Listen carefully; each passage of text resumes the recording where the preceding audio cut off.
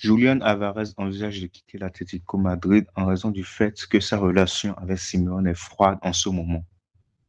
Donc, Alvarez ne va pas accepter la proposition de renouvellement de contrat de l'Atlético Madrid et préfère aller voir ailleurs. Donc, il y a trois clubs qui sont sous le coup actuellement. Il y a le PSG plutôt, l'Arsenal et le FC Barcelone. D'après les nombreux sources espagnoles, on pense que Alvarez va signer au FC Barcelone, en tout cas a envie d'aller au FC Barcelone. Le problème du FC Barcelone, c'est le côté financier. On imagine que PSG et Arsenal sont plus en avant par rapport à ça. Il y a eu Ateta qui a déjà eu un contact avec l'agent du joueur et tout depuis un moment. Par contre, le FC Barcelone, l'intérêt du FC Barcelone pour Julien Alvarez, ça date depuis le début de la saison. Il y a des contacts avec l'entourage du joueur. Et depuis Noël, il y avait une certaine résignation du côté du FC Barcelone parce que l'Atlético demande, disons, plus de 150 millions. L'Atlético, ils n'ont jamais aimé le Barça, donc l'Atlético demande beaucoup plus. Je pense que si l'Atlético, le club devait choisir vers où envoyer Joana Alvarez, je pense qu'il préférerait l'envoyer en dehors du championnat espagnol, donc, disons en Ligue 1 ou de retour en Première Ligue. Bon, je pense, d'après, il reste quand même l'objectif du principal du Barça qui va essayer de rassembler une meilleure offre. J'ai lu récemment qu'ils ont proposé Ferran Torres plus une petite somme d'argent. Bon, et à Ferran Torres qui ne veut pas partir, bien sûr. Donc, c'est quoi l'avantage du Barça sur les autres clubs? C'est que c'est la destination préférée du joueur, on va dire. Donc, qu'est-ce que Julian Alvarez lui-même veut? Il estime qu'il mérite de rejoindre un meilleur projet sportif, quelque chose de plus ambitieux, une plus grande chance pour remporter des titres et le FC Barcelone est considéré comme le cas favori. Donc, de son côté, l'Atlético Madrid exige 150 millions et ne facilitera pas son départ. Le problème avec l'Atlético, c'est avec les grands joueurs qui passent par l'Atlético Madrid, c'est que tous les joueurs c'est le coup naturel de tous les joueurs qui ont de grandes ambitions, en fait. Ils finissent toujours par vouloir partir parce que si tu es un footballeur et d'élite, l'Atlético, ce sera toujours insuffisant. Tu vas pas te résigner à jouer les troisième rôle toute ta vie derrière le Barça et le Real pour la Liga. Tu sais que c'est moche. La Liga, c'est moche chaque année. Tu te chies dessus souvent en Champions League quand ça va pas dans ton sens. C'est un club, on n'arrive pas à savoir, ils se donnent jamais à fond pour. Donc, chaque joueur qui vient, s'il veut devenir grand star, enfin, il faudra qu'il aille toujours chercher plus. Déjà, le style de jeu, la grandeur, l'envergure du club, ils n'arrivent pas à retenir les meilleurs du monde. Si tu gagnes, tu peux pas gagner, tu peux pas faire ce truc-là. C'est seulement Griezmann qui a voulu rester. Même lui, il est venu il est venu au Barça, il est encore reparti. Bon, on voit si Griezmann voulait jouer grand-chose, il aurait pu trouver quelque part d'autre, hein. Il n'est juste pas assez armé, on va dire, mentalement, bien, on sait pas trop. Donc, ils ont même posé la question à Diego Simeone pendant une conférence de presse sur l'avenir de Julian Alvarez. Il dit que c'est pas une question pour lui, qu'il faut le poser à l'intéressé, qu'il est assez grand pour savoir ce qu'il doit faire pour avoir sa propre décision, qu'il pense qu'il a déjà pris sa décision. Donc, je pense qu'on tend doucement vers la fin entre Julian Alvarez et l'Atlético Madrid.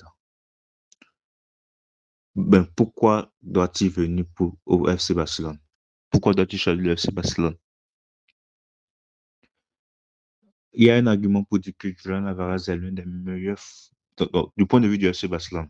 Qu'est-ce que ça apporte au FC Barcelone? Qu'est-ce que ça apporte concrètement au Barça? Il y a un argument pour dire que Julian Alvarez est l'un des meilleurs finisseurs, surtout avec Manchester City. Je vais dire surtout avec Manchester City. Quand il était avec Manchester City derrière Haaland, il finissait de beaucoup plus loin. Haaland marquait beaucoup plus, mais lui finissait de beaucoup plus loin. Il décrochait ses frappes de beaucoup plus loin que Haaland. Donc, il y a un argument pour dire qu'il est l'un des meilleurs finisseurs d'Europe. Et le style de jeu de l'Atlético Madrid, il part de beaucoup trop loin. Il n'arrive pas à avoir autant d'occasions qu'il faudrait. Il a obligé de se démener pour avoir des miettes. Je pense avec le style de jeu de l'Atlético Madrid, s'il se met dans une équipe comme le PSG, Bon, Arsenal, ça a à voir encore. Mais s'il se met dans une équipe comme le PSG, le Barça, il va doubler littéralement son nombre d'occasions. On a vu Ferran Torres, combien il a raté. On a vu Lewandowski à 37 ans, combien il a raté cette saison. S'il se met dans une équipe comme le FC Barcelone, il va doubler son ratio d'occasion, je pense. Et vu son niveau de finition, il va beaucoup plus briller. Déjà, quand tu es dans une équipe comme le Barça ou le PSG, si tu avais été le meilleur buteur, tu es parmi littéralement déjà dans les candidats. Donc, tu peux jouer le ballon d'or, tu peux jouer la Champions League et tu es sûr de remporter le titre national. Soit tu remportes la Ligue 1, soit tu remportes la Liga. Soit si tu es bon, dans le cas où tu te places en place au PSG, au Barça. Donc, tu remportes plus de titres automatiquement. T'es remplaçant, t'es en neuf, peu importe, tu remportes plus de titres. Coupe du Roi et Coupe de France, peu importe, tu remportes automatiquement plus de titres. Tu signes dans l'un de ces clubs-là. Ce que tu n'auras pas du tout à l'Atlético Madrid, ça c'est sûr. Tu auras plus d'occasions, vu le style de jeu très offensif des deux équipes. Tu vas marquer plus de buts automatiquement si tu es au PSG ou si tu es au Barça. Donc, on a deux bons arguments qui plaident en faveur du PSG et du Barça. On va laisser le cas d'Arsenal après parce que c'est encore autre chose d'Arsenal. En termes de buts, en termes de plus d'occasions, on ne sait pas encore vraiment comment Arsenal va jouer la saison prochaine. Si, S'ils vont assumer d'être proactifs maintenant, d'avoir plus d'occasions de jouer un football plus séduisant ou bien de continuer sur la lancée défensive. Donc, Arsenal, ça ressemble un tout petit peu plus à Atletico Madrid, sauf que ils ont commencé à gagner, on va dire eux. Donc, si tu viens au PSG ou tu viens au Barça, tu marques plus de buts, tu gagnes plus de titres déjà et tu as une meilleure chance pour le ballon d'or. Tu as plus de visibilité, voilà quoi. Plus de renommée, tout ce qu'un joueur veut, disons plus de gloire. Maintenant, autre argument en faveur si tu viens, pourquoi aller au Barça, pourquoi ne pas aller au PSG? Plus de chances de gagner le Champions League si tu vas au PSG, on va dire, parce que tu te reposes littéralement en Ligue 1, tu es plus affûté et tout, et voilà. En tout cas, si le seul problème avec aller au PSG, est-ce qu'il sera titulaire à 100%? Je pense qu'il va jouer derrière Dembélé. Dembélé maîtrise à perfection le style de jeu Coco Enrique. Je ne sais pas s'il va pouvoir jouer avec les deux en même temps. Donc, alors qu'ici, vient au Barça, il y a une place de titulaire qui est libre. Ferran Torres devait normalement partir ou aller sur le banc. Lewandowski est déjà parti. Donc, tu viens au Barça, tu as littéralement une place de titulaire qui est là. Tu as si ce n'est pas le meilleur joueur de sa génération, Lamine Yamal de l'autre côté pour t'offrir les meilleurs ballons possibles. Les deux clubs ils vont, mais ils vont voir ça. Il connaît déjà bien la Liga, il connaît déjà bien l'Espagne. Il est à Madrid, il vit à Madrid. Déménager à Barcelone, c'est encore plus facile.